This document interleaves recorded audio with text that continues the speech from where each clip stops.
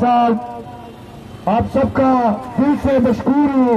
आपने इमरान टाइगर्स का एक अजीम शान काफिला किया। मेरे भाइयों, इमरान खान के शेरों,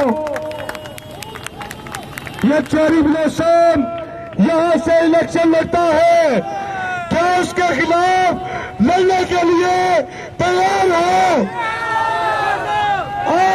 हम मिलके नारा लगाएंगे, पाकिस्तान का मतलब क्या?